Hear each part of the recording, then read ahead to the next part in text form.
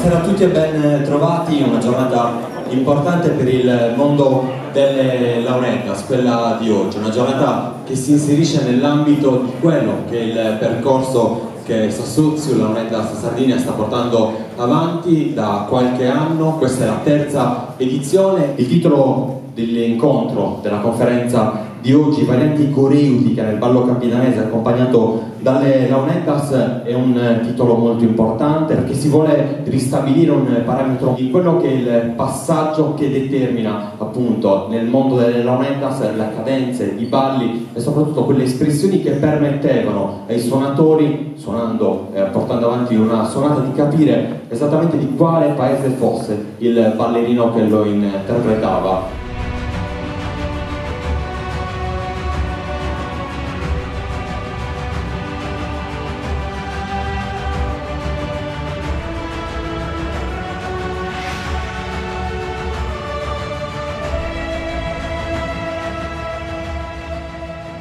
Davvero contento di vedere questo teatro così pieno, grazie a tutti voi per aver deciso di trascorrere questa serata con noi.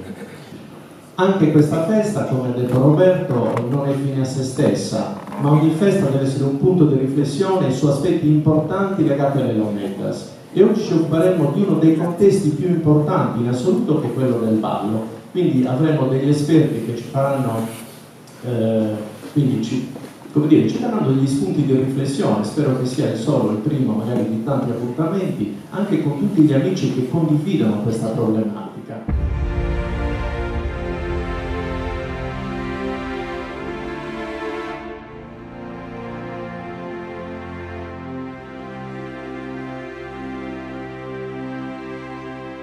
Sono stato felice di partecipare anno dopo anno alle feste delle lauretas e sono stato felice che l'amministrazione sia riuscita a mettere a disposizione della festa 3 dei suoi centri culturali più importanti. Il primo anno lo ricordo con una emozione particolare, vedere 50 e forse più di 50 suonatori di lauretas tutti assieme suonare nella galleria della MEM è stata una cosa che prendeva al cuore e faceva davvero venire i brividi. L'anno scorso è stata un'altra bellissima giornata di studio e di suoni al Lazzaretto, e quest'anno qua a Pirri, in questo bellissimo teatro.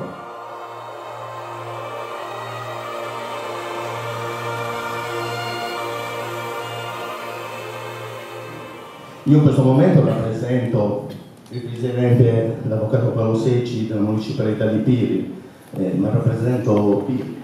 È una bella festa, una cosa che secondo me non si vedeva da anni, cioè non si è mai vista probabilmente, il merito di Gianfranco Mironi e della Società Sardinia essere riusciti a riunire in Sardegna, pocos locos in Malunidos, no?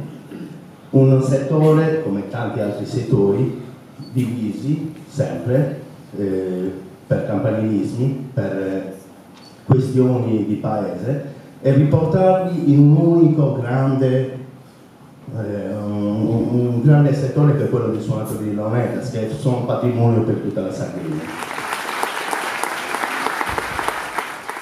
Devo dire che i suonatori di lauretas sono stati bravissimi, perché dopo la prima lezione, dopo 3/4 d'ora, tutti i ragazzi, le ragazze, perché poi sono tutte ragazze, hanno imparato la tecnica del fiato continuo, si dice così. Ecco, io non sono un esperto di lauretas, però come insegnante forse posso dire qualcosa sul loro metodo. È un metodo molto efficace, funziona perché uniscono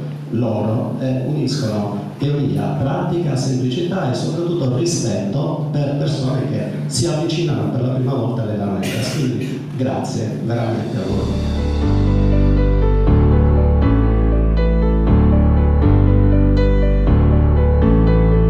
Descrivendo brevemente il ballo sardo-sarrabese, possiamo dire che i passi base sono 3: Suvasu Dorrao, Suvasu Adresi e Suvasu Puntao, che possono essere eseguiti anche con varianti o abbellimenti detti frurillus, e l'azione del ballo in quel caso è detta frurillai o affrurillai.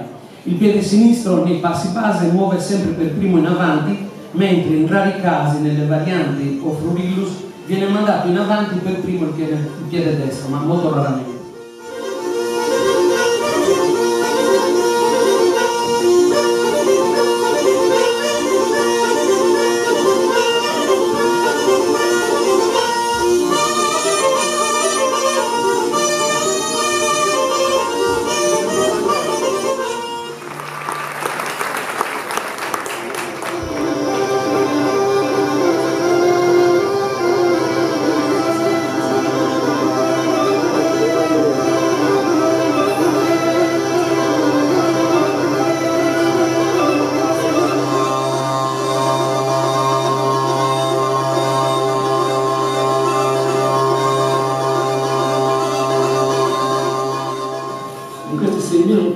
Sono riassunti praticamente, come avete visto, molti territori della Sardegna.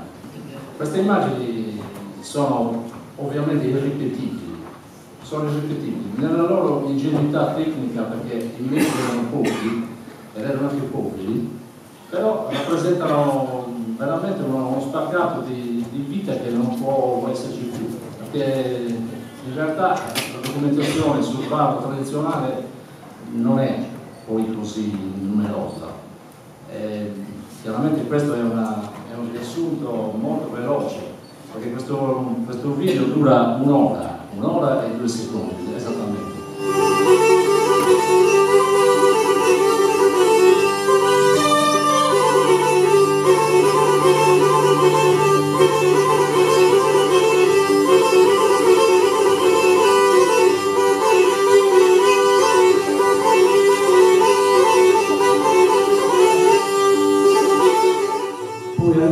Faccio la dimostrazione dei vari passi e poi faccio il ballo per intero. Torna con il passo all'indietro, invece di riportare avanti riportava tutto all'indietro. E poi riprende, in genere prende con una spinta passadrese per riportarti al ballo.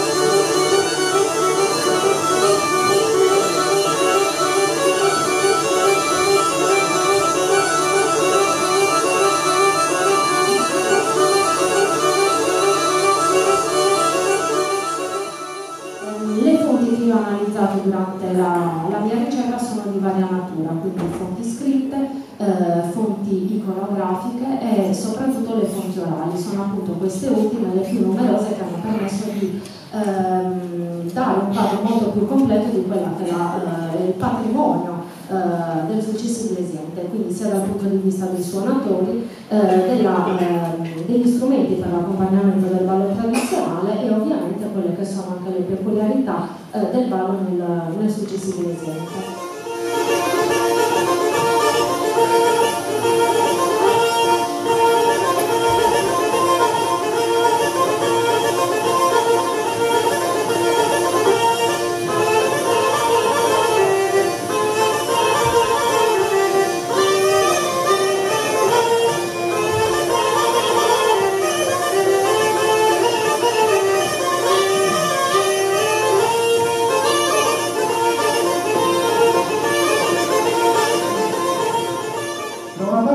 L'idea di contestualizzare e dire ogni paese c'è questa musica, ogni paese c'è questo ballo, come abbiamo visto negli esempi magnifici che abbiamo visto.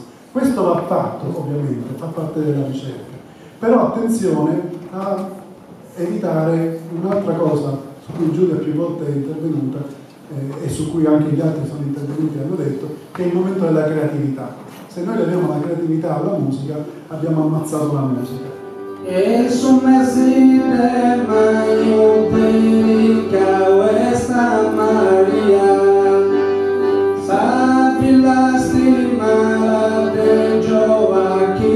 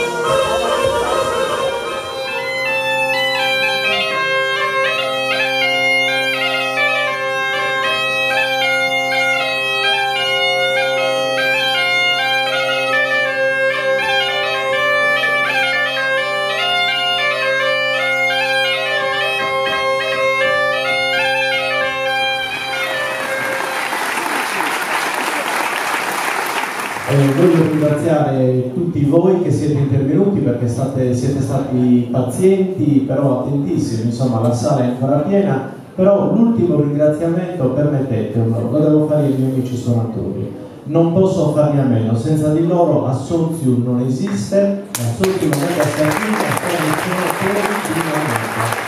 Grazie.